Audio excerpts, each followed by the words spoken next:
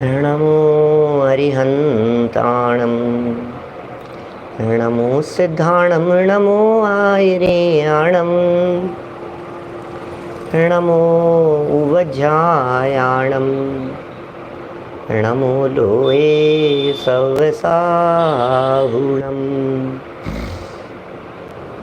वन्दे तु सवसिद्धे ध्रुवमचलमणोवमं गदिं पते वोचामि समय पाहुड मिणमो सुध केवली भणिदं नमः समय साराय स्वानुभूत्या चकासते चेत स्वभावाय भावाय सर्वभावान्तरचिदे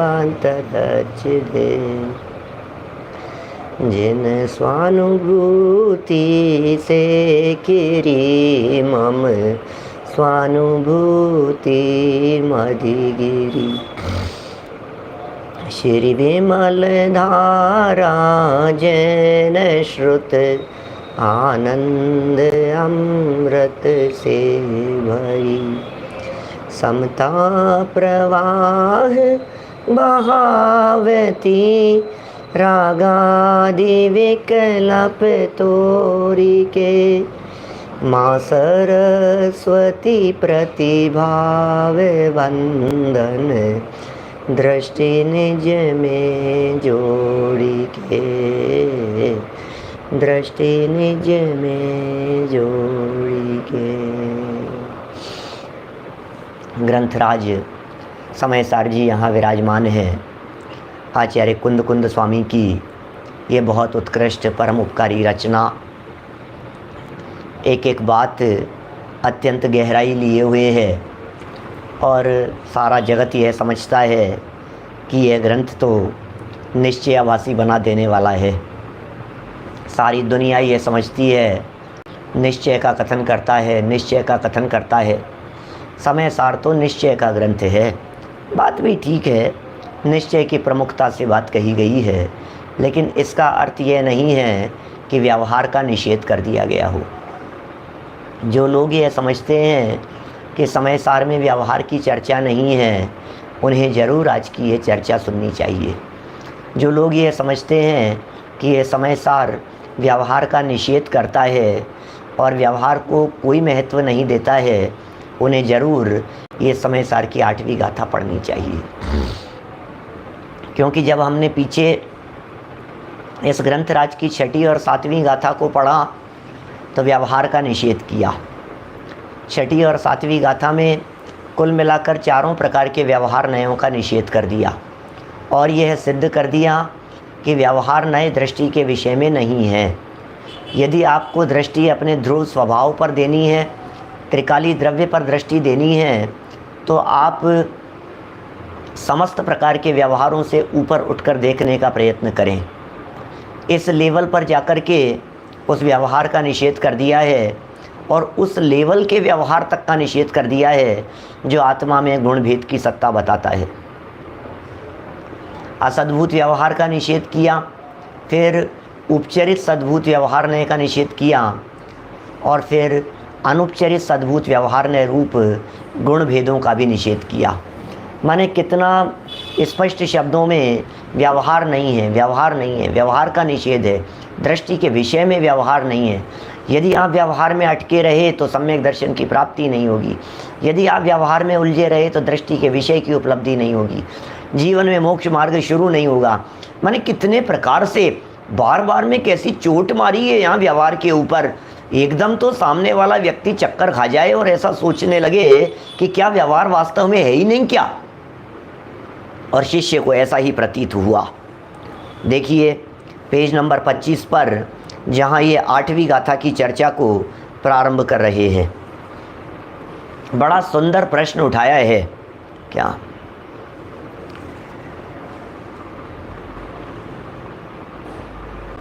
देखिए 25 नंबर पेज, गाथा की उत्थानिका। यदि चारों ही प्रकार के व्यवहार नए हेय हैं, सभी प्रकार के व्यवहार नए हेय हैं, निषेध करने योग्य हैं, निषेध्य हैं, निषेध करने योग्य, हेय हैं माने छोड़ने योग्य हैं। यदि सभी प्रकार के व्यवहार छोड़ने योग्य हैं, निषेध करने योग्य हैं, त्यागने योग्य हैं, अपनाने योग्य नहीं है, तरही तो फिर एक निश्चय का ही कथन करना चाहिए था, व्यवहार का कथन ही क्यों किया, ये बताओ। यदि निश्चय ही उपादेय है तो फिर निश्चय की चर्चा करो ना। ये व्यवहार ने क्यों फंसाने के काम करता है, ये व्यवहार ने क्यों उलझाने के काम करता है। यदि ये व्यवहार ने नहीं हो तो कितना अच्छा हो जाए। और ये प्रश्न छठी सातवीं गाथा के विश्लेषण से खड़ा हो रहा है क्या? छठी सातवीं गाथा के विश्लेषण से राजेश भाई शिकागो क्या कह रहे हैं? ये छठी सातवीं गाथा के विश्लेषण से ये प्रश्न खड़ा हो रहा है, फिर जिनवाणी में तो ये काम नहीं करना चाहिए था यार। जिनवाणी में तो कम से कम ये चर्चा करनी ही नहीं चाहिए थी। सुनो सुनो सुनो क्या कह रहे हैं, जिनवाणी में ये बातें नहीं करनी चाहिए थी। बात तो जचने में तो अच्छी लग रही है, लेकिन क्या आपने कल्पना भी की है कि क्या ये बात संभव है? अरे भाई, शुद्धोपयोग और आत्मानुभूति के लिए, मोक्ष मार्ग प्रकट करने के लिए तो ये बात परम सत्य है, किंतु व्यवहारपने भी सत्य स्वीकार नहीं करो तो अनर्थ हो जाएगा। व्यवहार को व्यवहार में तो स्वीकार करना ही पड़ेगा। प्रश्न उठाया है, मूल संस्कृत में उत्तानिका में प्रश्न उठाया है। देखिए, तरही परमार्थ एवैक को वक्तव्य चेत, तरही परमार्थ एवैको, परमार्थ एवैको वक्तव्य इति चेत। और ये कह रहे हैं क्यों किया व्यवहार का कथन, क्यों किया व्यवहार का कथन। क्या आप शरीर और आत्मा को एक कहते हो तो समस्या ये खड़ी हो जाती है कि शरीर को आत्मा एक मानने में आ जाता है, भ्रम हो जाता है हमारे को। आगे 27वीं गाथा में शरीर आत्मा को एक कहने वाले को व्यवहार की चर्चा करेंगे। देह चेतन एक हैं, ये बात कहेंगे आगे 27वीं गाथा में, इसी ग्रंथराज में। माने आपने तो शरीर आत्मा को व्यवहार से एक कह दिया। हमें एक बात बतला दीजिए कि इस व्यवहार नय के कथन कितने हैं शास्त्रों में, और वो क्यों है। मैं यदि परद्रव्य का कर्ता हर्ता अपने आप को मान रहा हूँ तो आखिर शास्त्र में लिखा है इसीलिए तो मान रहा हूँ ना। और यदि पर को कर्ता हर्ता मानना ये गलत है तो शास्त्र में ये बात नहीं कहनी चाहिए थी। लक्ष्मण जी के हाथों रावण मारा गया, रावण को किसने मारा? तो जवाब मिलता है लक्ष्मण जी ने मारा था रावण को, रावण जी को लक्ष्मण ने मारा। अब ये सच्ची है या नहीं है बात? निश्चय से है कि व्यवहार से है? और बात सच्ची है, शास्त्र में ही तो लिखी है ना इस तरह की बातें। उन्होंने उसको मारा, उन्होंने इतना राज्य किया, उन्होंने इतनी शादियां की, वो इतने महल मकान थे उनके, 6 खंड की विभूति को जीतने के लिए गए, 60,000 वर्ष लग गए। ये सारी बातें शास्त्रों में ही तो लिखी हैं।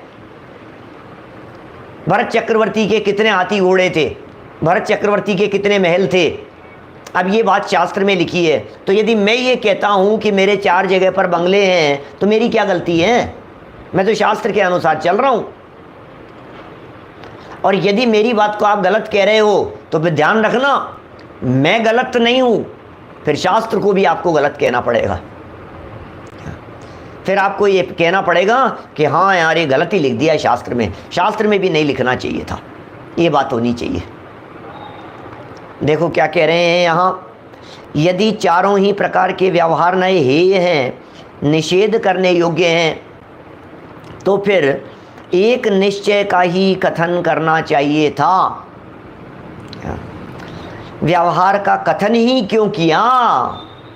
व्यवहार का कथन ही क्यों किया? इस प्रश्न के उत्तर में 8वीं गाथा का जन्म हुआ है।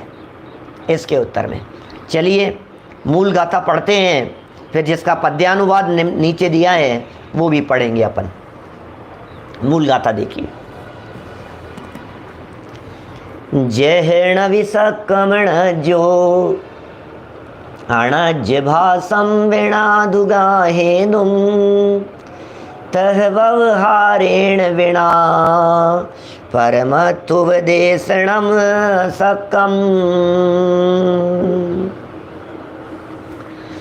अनार्य भाषा के बिना समझा सके न अनार्य को, बस त्यों ही समझा सके ना व्यवहार बिन परमार्थ को। क्या क्या कह रहे हैं? अनार्य भाषा के बिना, अनार्य भाषा के बिना, ऐसी भाषा जो भाषा आर्य नहीं है, अनार्य भाषा है। दो मनुष्यों के भेद तत्वार्थ सूत्र महाशास्त्र में लिखे हैं, आर्या म्लेच्छास्य। तत्वार्थ सूत्र 3 अध्याय का ये प्रकरण है महाशास्त्र का। उसमें लिखा है आर्या म्लेच्छास्य। ये मनुष्य गति के जीव आर्य भी होते हैं और म्लेच्छ भी होते हैं। म्लेच्छों की भाषा म्लेच्छ होती है और आर्य माने सभ्य पुरुषों की भाषा सभ्य होती है। ऐसा भी कह सकते हैं आर्य और म्लेच्छ, इनको थोड़ा सा अलग रूप से प्रतिपादित कीजिए तो हम ऐसा कह सकते हैं आर्य माने सज्जन पुरुष, आर्य माने धार्मिक पुरुष, आर्य माने उत्कृष्ट पुरुष, वे आर्य हैं। और म्लेच्छ माने हीन पुरुष। आप देखिए चीप लोगों की लैंग्वेज चीप होती है। लैंग्वेज से पकड़ में आता है कि ये किस लेवल का व्यक्ति है। जो व्यक्ति जितने श्रेष्ठ होते चले जाते हैं उनकी भाषा, उनकी लैंग्वेज भी उतनी ही उत्कृष्ट होती है। स्वरूप ही है इस प्रकार का। तो ये कह रहे हैं परमार्थ वाले जो आर्य लोग जो होते हैं वे आर्य लोगों की भाषा आर्य जैसी होती है और म्लेच्छ लोगों की भाषा ये म्लेच्छ जैसी होती है। और कह रहे हैं अनार्य भाषा के बिना अनार्य व्यक्ति को नहीं समझाया जा सकता। जैसे कहते हैं ना कि लातों के भूत बातों से नहीं मानते, ये जगत में कहावत प्रसिद्ध है। जो जैसे होते हैं उनको वैसे ही समझाया जाता है। जो जिस भाषा को समझते हैं उनको उस भाषा में समझाया जाता है। कुछ लोग लातों की भाषा समझते हैं, कुछ बातों की भाषा समझते हैं, कुछ पैसे की भाषा समझते हैं। अरे इनको कोई भाषा समझ में नहीं आती, ये तो सिर्फ पैसे की भाषा समझते हैं। क्या क्या सब तरह के लोग होते हैं दुनिया में, इनको तो एक ही भाषा समझ में आती है, दाम कितने मिलेंगे ये बताओ। ये पैसे की भाषा समझने वाले लोग हैं। दुनिया तो दुनिया है। आचार्य देव भी इस बात को जानते थे, इसलिए आचार्य देव ने यह बात कही यहाँ पर, अनार्य भाषा के बिना समझा सके ना। नहीं समझा सकते हैं आप अनार्य को। बच्चों को बच्चों की भाषा में ही समझाया जाता है। आप बड़ों की भाषा में बच्चों को समझाने का प्रयत्न करेंगे तो नहीं समझ में आएगा, इसलिए उसको उसी तरह से समझाओ। क्या बहुत उदाहरण हैं, देखिए। बस त्यों ही समझा सके ना, बस उसी तरह से समझा नहीं सकते। व्यवहार बिन परमार्थ को, व्यवहार के बिना परमार्थ को नहीं समझाया जा सकता है। समझाना तो परमार्थ को है, लेकिन सहारा व्यवहार का लेना पड़ता है। व्यवहार के बिना परमार्थ को समझाया जाना यह संभव नहीं लगता है। व्यवहार के बिना परमार्थ को नहीं बताया जा सकता है, नहीं समझाया जा सकता है। देखिए 26 नंबर पेज पर देखिए, आगे बढ़ रहे हैं। जिस प्रकार अनार्य भाषा के बिना अनार्य जन को कुछ भी समझाना संभव नहीं है, कुछ भी समझाना संभव नहीं है, उसी प्रकार व्यवहार के बिना परमार्थ का कथन अशक्य है। उसी प्रकार व्यवहार के बिना परमार्थ का कथन अशक्य। शक्य माने समर्थ, शक्य माने किया जा सके, अशक्य माने समर्थ नहीं हो, अशक्य माने संभव ही नहीं है, असंभव है। आपको पता है अपने पांडे राजमल जी साहब कलश टीका के रचनाकार निश्चय की पराकाष्ठा में बैठ करके जो चर्चाएं करते हैं, व्यवहार नय को ये बतलाते हैं और निश्चय के संदर्भ में ये कहते हैं कि निश्चय नय इसका लक्षण तो न तथा है, निश्चय तो अनिर्वचनीय है, निश्चय तो बोल ही नहीं सकता है। क्या जो बोलेगा वो व्यवहार बोलेगा, जो कहा जाएगा वो व्यवहार के द्वारा कहा जाएगा। देखो ऐसे ऐसे कथन किए हैं उन्होंने। पांडे राजमल जी साहब की बात कहता हूँ, वे ऐसा कहते हैं कि आत्मा के बारे में बताओ।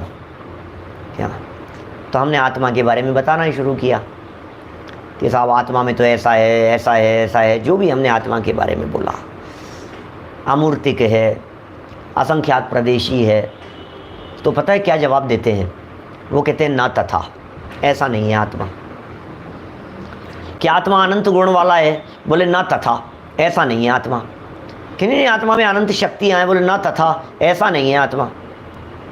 कि ज्ञान दर्शन? बोले ऐसा नहीं है आत्मा। बोले सुखवीरी? बोले ऐसा नहीं है आत्मा।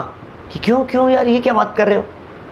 आत्मा में जीवत्व चिति आदि शक्तियों की बात कर रहे हैं, आत्मा में अस्तित्व नास्तित्व आदि धर्मों की बात कर रहे हैं, आत्मा में ज्ञान दर्शन आदि गुणों की बात कर रहे हैं, आत्मा को अमूर्तिक कह रहे हैं, आत्मा को असंख्यात प्रदेशी कह रहे हैं, आत्मा को अनादि अनंत कह रहे हैं। और वो पांडे राजमल जी साहब गजब कर रहे हैं, वो न तथा न तथा न तथा, ऐसा नहीं है, ऐसा नहीं है, ऐसा नहीं है आत्मा। ये क्या मतलब है?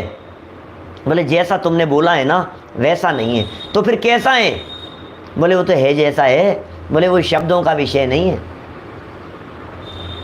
आपने यदि यह भी कह दिया कि आत्मा एक अखंड पिंड है, क्या आत्मा, आपने यदि यह कह दिया कि आत्मा अभेद अखंड पिंड है, तो भी नहीं चलेगा। क्या? क्यों? क्योंकि अभेद अखंड पिंड यदि आपने कहा है तो अकेला वो अभेद ही नहीं है, अकेला वो अखंड ही नहीं है, वो तो नित्य भी है। सामान्य अभेद नित्य एक सब स्वरूप है। जितना कहा है उतना मात्र नहीं है, ये कहना चाहते हैं। क्या? इसलिए बोले जो आप बोलोगे, आप बोलिए किसी व्यक्ति के बारे में, क्योंकि बोलने में समस्या ये है कि जो बोला जाता है सामने वाला व्यक्ति उतना ही समझ लेता है। क्या?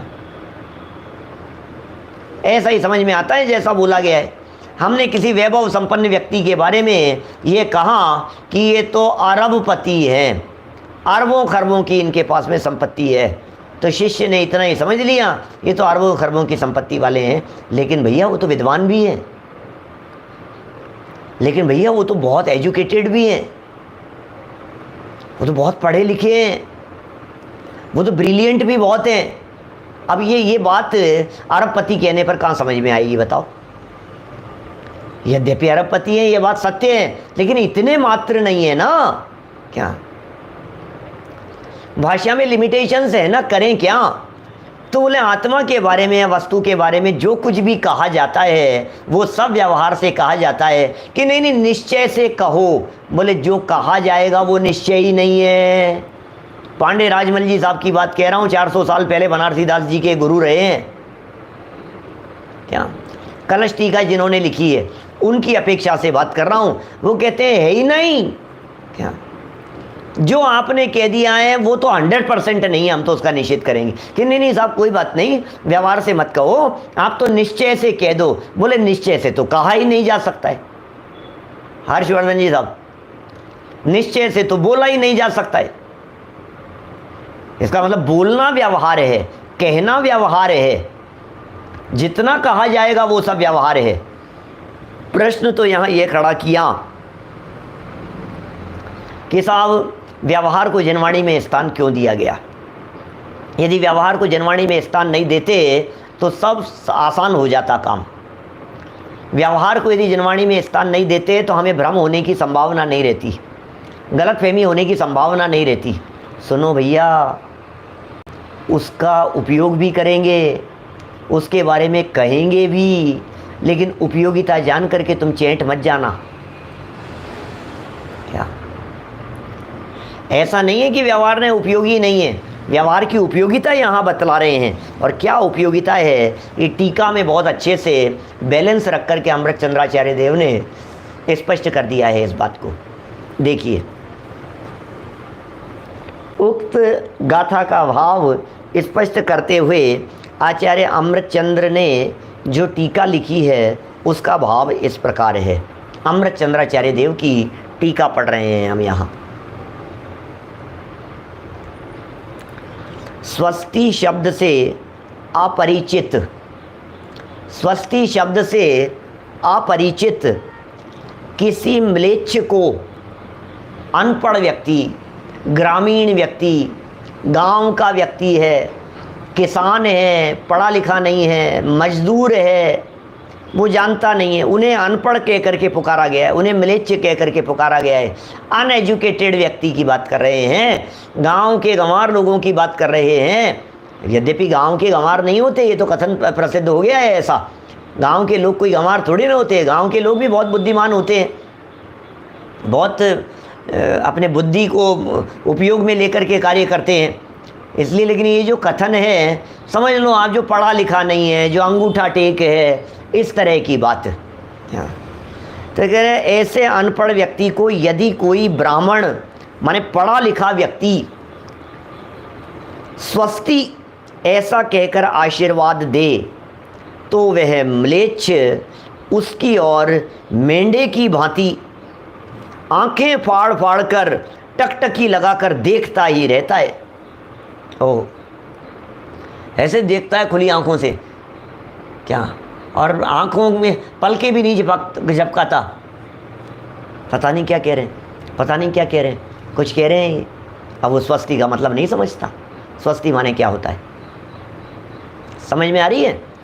ये क्या कह रहे हैं, ये कह रहे हैं कोई व्यक्ति टकटकी लगा करके देखता रहता है, ढोर के समान, पशुओं के समान, क्या माने ये भेड़ के समान, भेड़ बकरियों के समान, ऐसे ऐसे भेड़ों, मेंढे होते हैं ना, मेंढे के बच्चे की चर्चा की है, एक एक बाल उसमें चर्चा की है अपने उत्तम भोग भूमि के, ऐसे टकटकी लगा करके देखता रहता है। ये क्या कह रहे हैं? देखो सर, पशु जाति के कहना चाह रहे हैं, ऐसा है, माने जानवर लोग जो हैं वो इसी तरह से समझ रहे हैं। क्या मेंढक, ऐसा भी कह सकते हैं, मेंढक, मेंढे का अर्थ है ना। देखो जो भी है, लेकिन जानवर की बात है, ढोर की बात है। यहाँ ये कह रहे हैं वो तो उसको आप जैसा कहो जो कुछ नहीं समझ रहा है। जैसे जगत में ये कहा जाता है भैंस के आगे बीन बजाना, क्या भैंस के आगे बीन बजाने का मतलब क्या है? कुछ नहीं। भैंस के आगे बीन बजाने का मतलब क्या है? अब वो कुछ भी कहते रहो, वो सामने वो देखते रहेगा, कुछ नहीं। इसी तरह से नादान ना समझ व्यक्ति के बारे में, अरे कभी ऐसा भी होता है, आप किसी अदर लैंग्वेज में बात करो क्या किसी व्यक्ति से, तो वो भी व्यक्ति इसी तरह से देखता रहता है।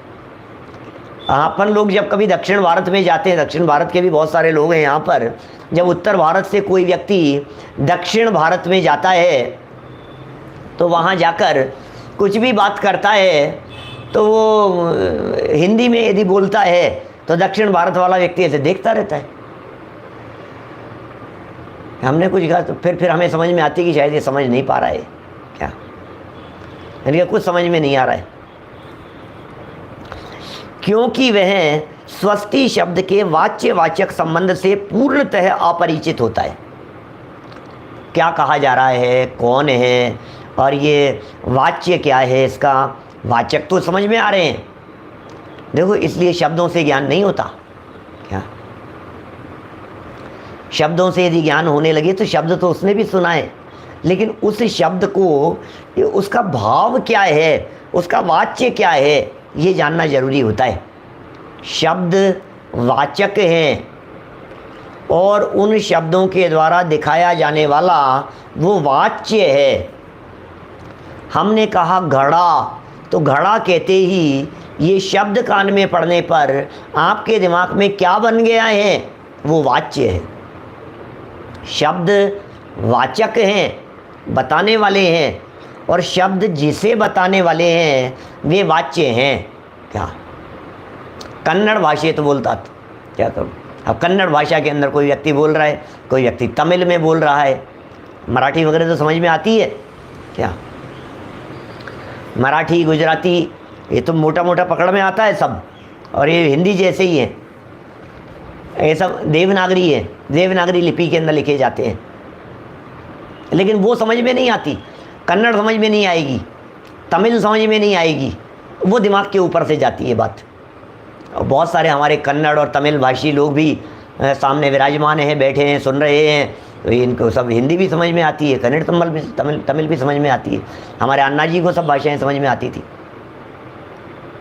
हमारे शांति जी भाई साहब को कुछ आती है भाषाएं समझ में। तो बहुत सारे लोग हैं, हमारे कई साथी ऐसे हैं जो जानते हैं, जो कन्नड़ साइड के हैं, वे बहुत अच्छी तरह से जानते हैं। देखो अभी यहाँ जो ये बात कहना चाह रहे हैं, इसके माध्यम से कुछ सिद्धांत कहना चाह रहे हैं, इसके माध्यम से कुछ विशेष बात कहना चाह रहे हैं। मेरे दिमाग में इस व्यवहार की उपयोगिता के संदर्भ में बहुत सारी बातें उछल रही है क्या। अब जब भाषा से निकलनी होगी तो निकलेगी। अभी देखो बात आगे बढ़ते हैं, थोड़ा क्या कह रहे हैं। वाच्य वाचक संबंध से पूर्णतः अपरिचित होता है कौन?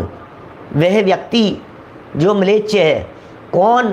वह व्यक्ति जो भाषा का जानकार नहीं है। क्या? वह व्यक्ति जो व्यक्ति टकटकी लगा करके देख रहा है, वह व्यक्ति जो स्वस्ति सुनते ही जिसके कुछ समझ में नहीं आ रहा है, टकटकी लगा के देख रहा है।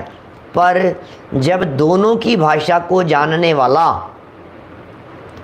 कोई अन्य व्यक्ति, दुभाषिया, क्या ऐसा कोई व्यक्ति हो जो दोनों भाषाओं को जानता हो, ऐसा दुभाषिया, दोनों भाषा को जानने वाला कोई व्यक्ति, अन्य व्यक्ति, दूसरा कोई व्यक्ति जो दोनों को देख रहा था, या वही ब्राह्मण म्लेच्छ भाषा में उसे समझाता है कि स्वस्ति शब्द का अर्थ यह है कि तुम्हारा अविनाशी कल्याण हो, तब उसके भाव समझ में आ जाने से तत्काल ही उसका चित्त आनंदित हो जाता है, उसकी आंखों में आनंद के अश्रु आ जाते हैं। ओह अरे क्या कह रहे हैं, ये कैसी बात करें, तुम्हारा अविनाशी कल्याण हो।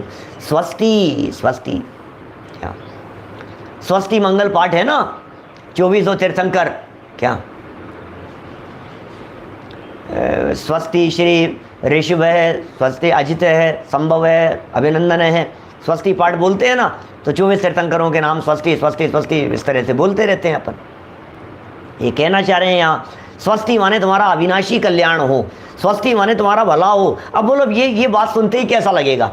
कोई व्यक्ति अपने को चाइनीज भाषा में बोल रहा था और अपने को समझ में नहीं आ रहा था, और इतना ही कोई व्यक्ति हमारे को बोलने लगा, क्या राजभाषा अधिकारी का पद होता है एक, हमारे हैं एक दो विद्वान जो उस पद पर हैं, जो राजभाषा अधिकारी के पद पर हैं, और वो ट्रांसलेट करते हैं हिंदी को इंग्लिश में, इंग्लिश को हिंदी में, ऐसे 2-3 भाषाओं के लैंग्वेज के जानकार।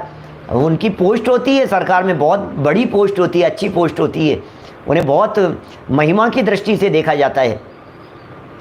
अब हमें चाइनीज भाषा में किसी ने कुछ कहा, सामने आकर के बैठा और कुछ बोला, तो हमें समझ में नहीं आया। अब इतने में किसी ने कहा कि अरे ये तो आपके हेल्प की बात कह रहे हैं, ये तो आपके भले की बात कह रहे हैं, तो हमारा चित्त कितना प्रसन्न हो जाता है, हमें कितना अच्छा लगने लगता है। कभी कभी ऐसी भाषा के अंदर कोई व्यक्ति कुछ उल्टा सीधा भी बोल देता है, मुस्कुराता हुआ बोलेगा और गालियां दे रहा होगा, हमें क्या पता। क्या बोलो,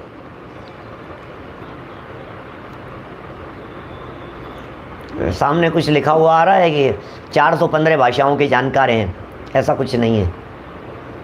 क्या कोई भी 415 भाषाओं का जानकार यहाँ वर्तमान में नहीं हो सकता है।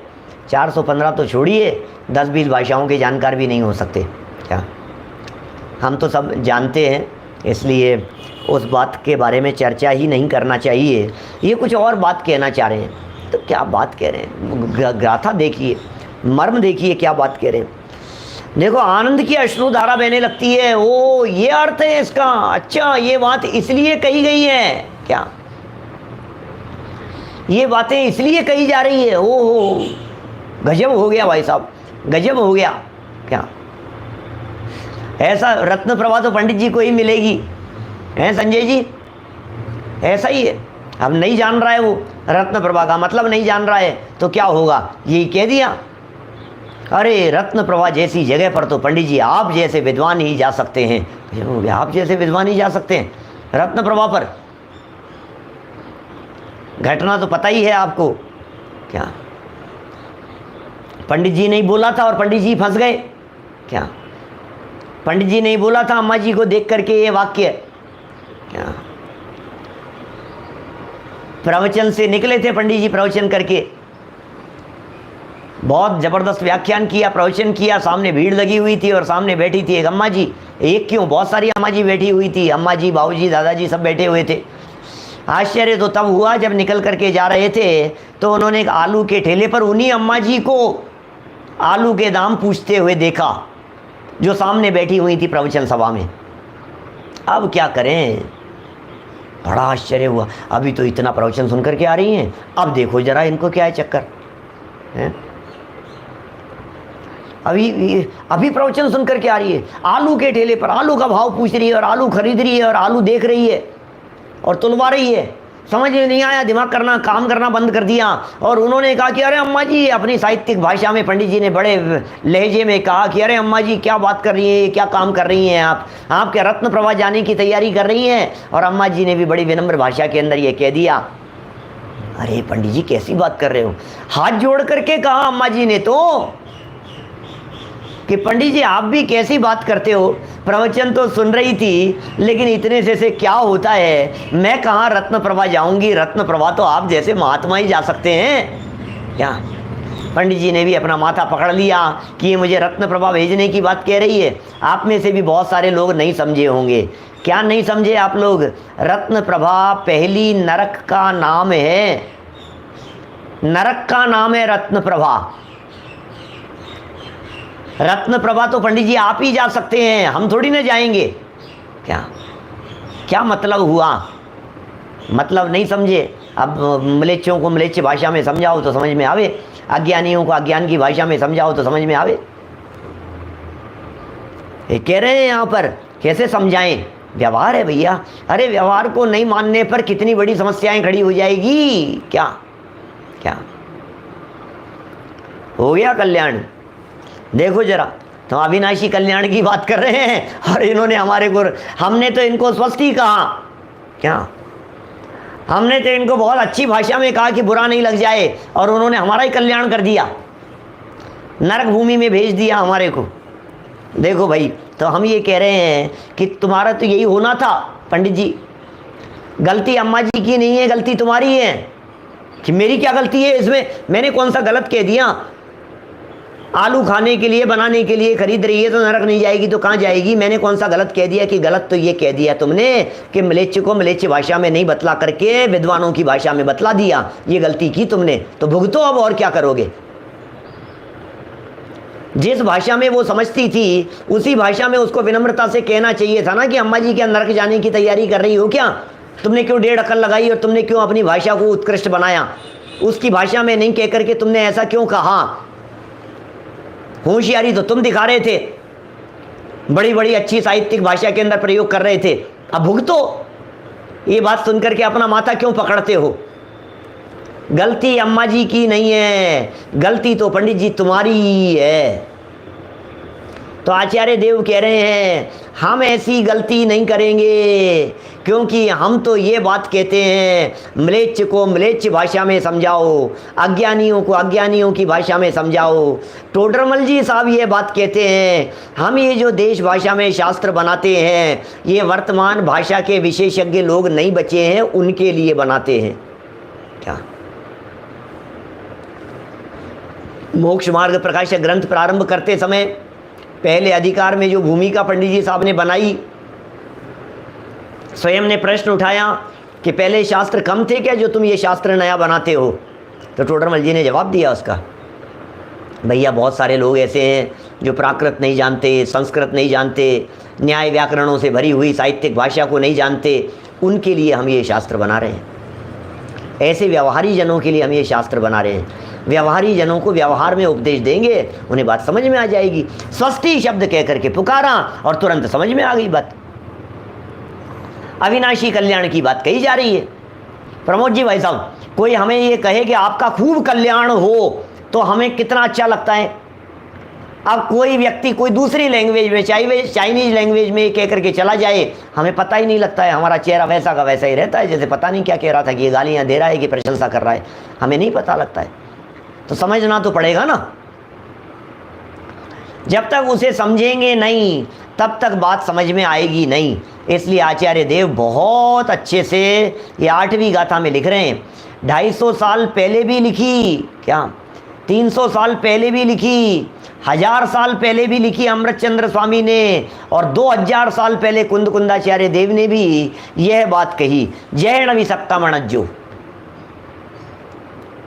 जैन विसक्कमणज्जो, मूल गाथा में कुंदकुंदाचार्य देव कह रहे हैं ये बात। यार फिर भी कुछ भी कहो यार, व्यवहार की बातें तो होनी नहीं चाहिए यार। क्या सुनो, अमृतचंद्राचार्य की आगे की पंक्तियां पढ़ रहा हूँ, इन पंक्तियों को देख करके आपको कुछ बातें समझ में आएगी, बहुत महत्वपूर्ण बातें हैं। इसी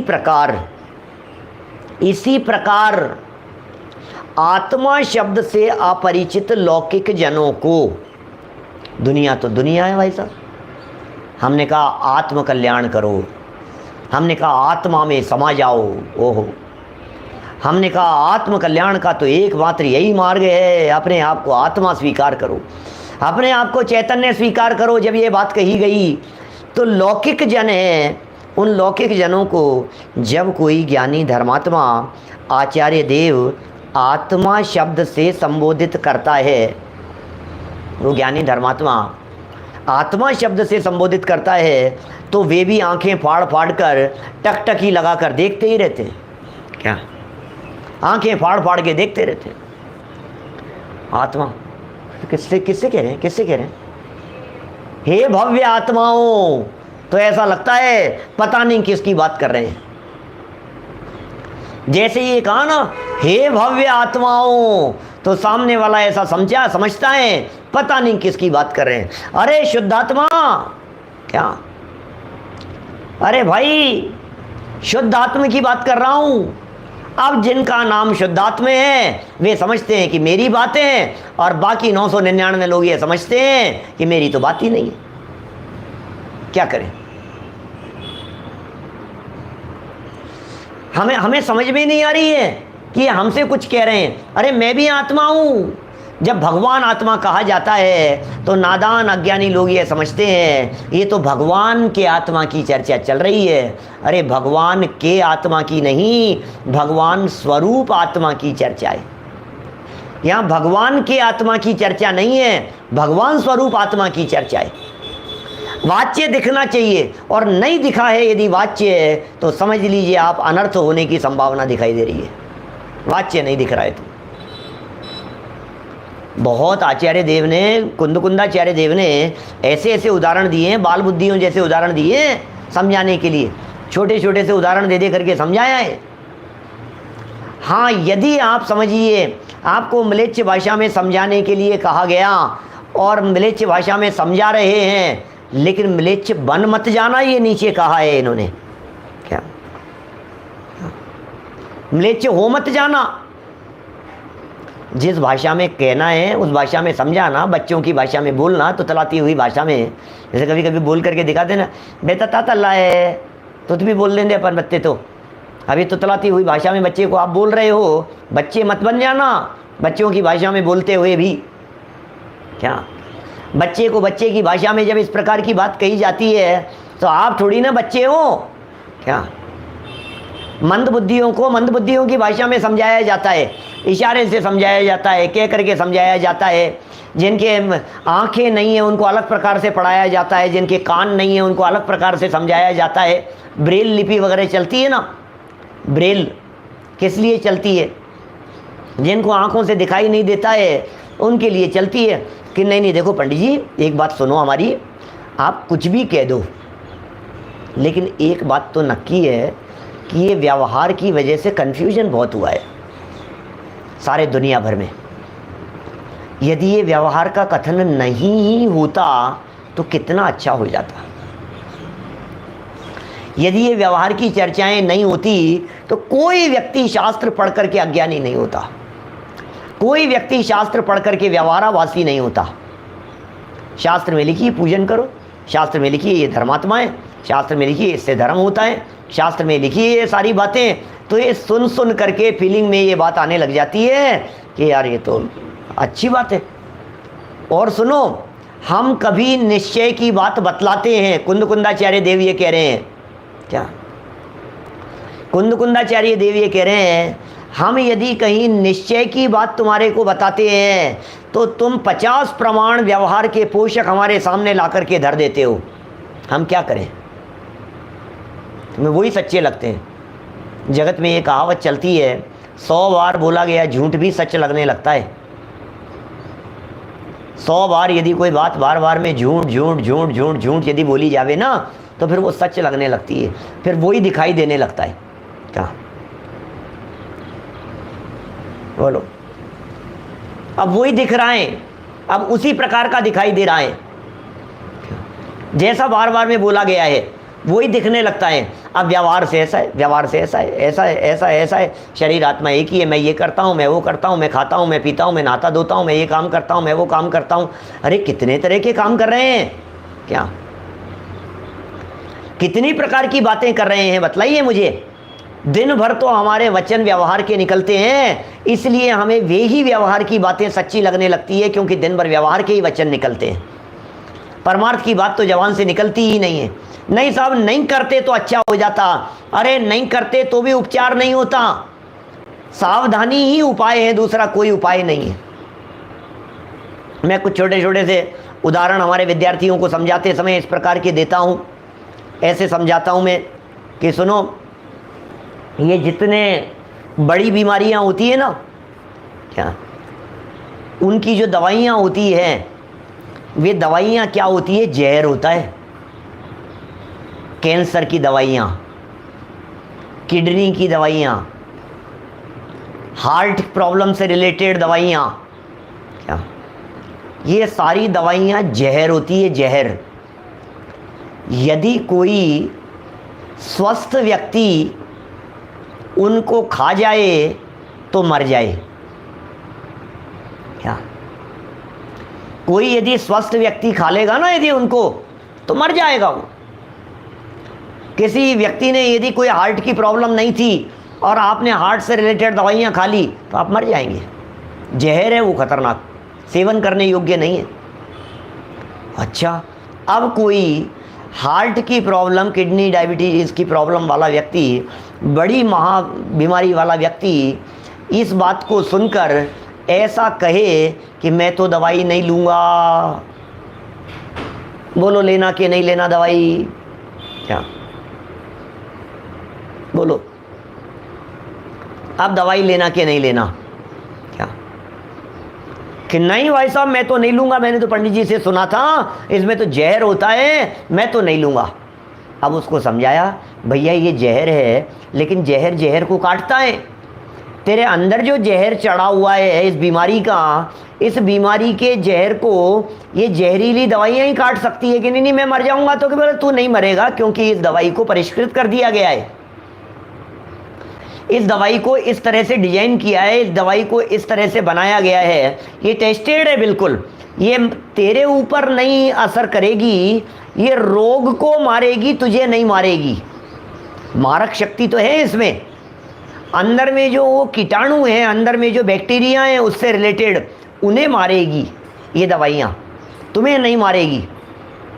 कि नहीं नहीं साहब, यदि कुछ गड़बड़ी हो गई हो तो क्या, यदि मान लीजिए इस तरह की कोई गड़बड़ी हो गई हो कि वो परिष्कृत नहीं हो पाई हो, जैसे पारा होता है ना, पारा, मरकरी, ये पारा जहर होता है। पारा यदि कोई व्यक्ति खा ले ना तो मर जाएगा, और उस पारे का प्रयोग किया जाता है औषधियों के रूप में, खूब प्रयोग होता है उसका, आयुर्वेद वगैरह में भी प्रयोग होता है, उसको परिष्कृत किया जाता है और उसके अंदर बहुत तरह के चीज़ों से प्रयोग करके उसको निर्मल किया जाता है, शुद्ध किया जाता है उसको, पारे को। तो अब बात ये कहना चाह रहे हैं वो जो पारा इतना पवित्र हो गया है, अब कोई व्यक्ति ये कहे कि इससे कुछ नहीं होगा, मैं मर जाऊंगा, पता नहीं यदि कहीं ध्यान नहीं हो तो क्या, यदि ध्यान नहीं रखा गया हो, सावधानी नहीं रखी गई हो और मैं मर जाऊंगा तो बोले सुन, नहीं लेगा तो मर जाएगा, तो क्या करें? बोले इसका सेवन कर और अतिरिक्त सावधानी से सेवन करना, ओवरडोज नहीं हो जाए और डोज की कमी भी नहीं रहे। योग्य डॉक्टर के निर्देशन में, योग्य सलाहकार के निर्देशन में बराबर इन बातों को ध्यान रखना और फिर इसका सेवन करना, तुझे किसी तरह की तकलीफ नहीं होगी। डॉक्टर के उसमें देखना, निर्देशन में, क्या योग्य डॉक्टर के निर्देशन में यदि बराबर लेगा तो तेरी बीमारी मिटेगी। ये कहना चाह रहे हैं व्यवहार नए उसी तरह है कि ये जो पारे से बनने वाली दवाइयों की तरह ये व्यवहार नए, प्रयोग करने में कोई निषेध नहीं है, आपको पहुंचाने का काम करेगा, वहाँ तक पहुंचाने का काम करेगा, लेकिन ध्यान रखना इसमें अटक मत जाना। लेकिन ध्यान रखना योग्य गुरु के निर्देशन में ही, गुरुवो भवन्ति शरणम प्रबुद्ध नय चक्र संचारः, योग्य गुरु के निर्देशन में ही पढ़ने समझने का प्रयास करना। तो व्यवहार में अटक जाए इसके लिए व्यवहार नय नहीं लिखा गया है, ये व्यवहार नय मार्ग है इसलिए लिखा गया है, ये व्यवहार नय मंजिल तक पहुंचाने के लिए लिखा गया है। आप व्यवहार में अटक करके रह जाएंगे तो आपके लिए व्यवहार नहीं है। यस तस्य देशना नास्ति, पुरुषार्थ सिद्धि उपाय में लिखा है। आगे हस्तावलंबन मत कह करके पुकारा है अमृतचंद्र स्वामी ने, कलश आएगा आगे, ये 2-4 दिन अभी यही चर्चाएं चलेगी व्यवहार निश्चय के संदर्भ में, कई दिन चलेगी, 11वीं गाथा तक चलेंगी, 11वीं 12वीं गाथा तक अभी तो यही चर्चा चलने वाली है। और पूरा ग्रंथ निश्चय व्यवहार की शैली में लिखा गया है, पूरा समय सार, कदम कदम पर इस तरह की चर्चाएं आएंगी। देखिए क्या बातें यहाँ कह दी है। आत्मा शब्द का संबोधन किया, इसी प्रकार आत्मा शब्द से अपरिचित, ध्यान देना, जैसे आत्मा का परिचय नहीं है ऐसे अपरिचित लौकिक जनों को जब कोई ज्ञानी धर्मात्मा आचार्य देव आत्मा शब्द से संबोधित करते हैं तो वे भी आंखें फाड़ फाड़ कर, टकटकी लगाकर देखते ही रहते हैं, क्योंकि वे आत्मा शब्द के वाच्य वाचक संबंध से पूर्णतः अपरिचित होते हैं। अभी व्यवहार की उपयोगिता की जो चर्चा आज हम यहाँ कर रहे हैं, ये व्यवहार की उपयोगिता की चर्चा यहाँ आज ख़त्म होने वाली नहीं है, कल बतलाएंगे इसके संबंध में क्या क्या बातें और लागू हो सकती है। अच्छा, व्यवहार नहीं होगा तो क्या होगा इसकी, हमारे दादा, छोटे दादा बारिल साहब, ज्ञायक भाव प्रबोधनी टीका के रचयिता, वे एक बात कहते हैं, बहुत मार्मिक बात।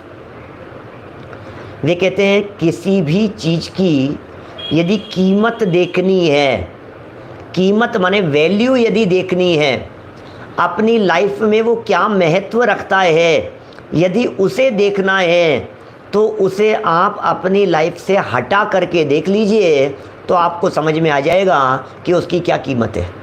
बस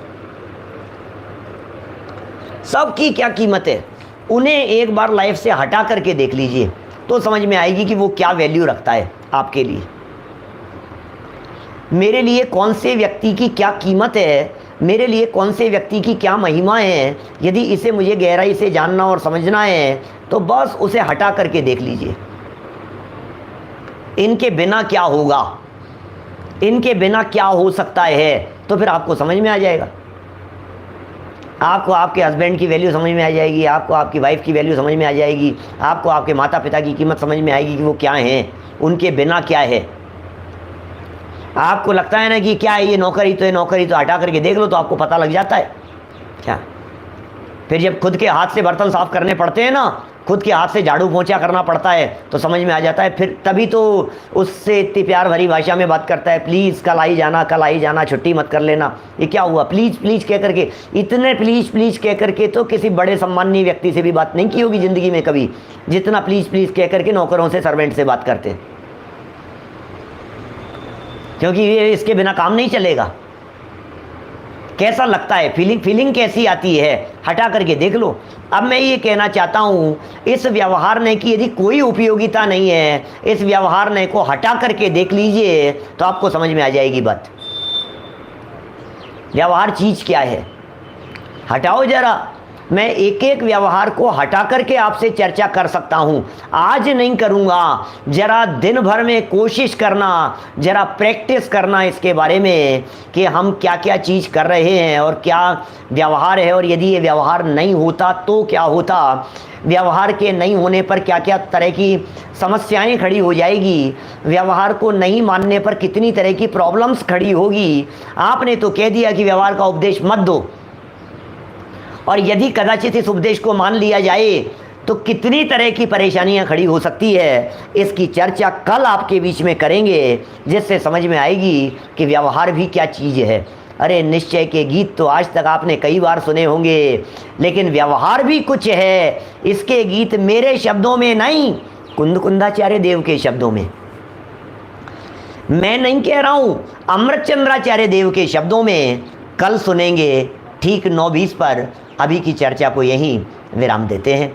दोपहर में 2:30 बजे कर्म सिद्धांत के ऊपर कुछ एक विशेष प्रवचन पिट्सबर्ग यूएस में किया हुआ आपके बीच में, और रात को 8 बजे संयम प्रकाश की चर्चा, और 10 बजे पारस टीवी चैनल पर छेड़ाला के कुछ सार की चर्चा। सिर्फ 4 दिन विशेष प्रवचन है छेड़ाला के, 4 दिन के लिए, और उसके बाद में हम पुरुषार्थ सिद्धि उपाय शुरू करने वाले हैं। पारस टीवी की बात कर रहा हूँ मैं, नया ग्रंथ शुरू करने वाले हैं 4 दिन।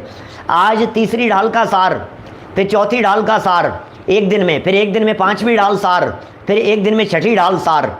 ये विशेष बातें जिन लोगों ने छेड़ाला सुनी नहीं हो, ऐसे नए लोगों को आप बतला सकते हैं, और टीवी चैनल के संदर्भ में वे वहाँ उसका लाभ ले सकते हैं, उसका लाभ लेवें, और फिर नया ग्रंथ शुरू करेंगे, पुरुषार्थ सिद्धि उपाय ग्रंथ। चलिए जिनवाणी स्तुति। निज निधि निज में बताई, यह अनंत उपकार है, उसके लिए जिनवाणी माँ को वंदना शत बार है, वंदना शत बार है। 9 वर्णों का नमो हरिहंताणम, नमो सिद्धाणम, नमो अय्याणम, नमो वज्रायणम, नमो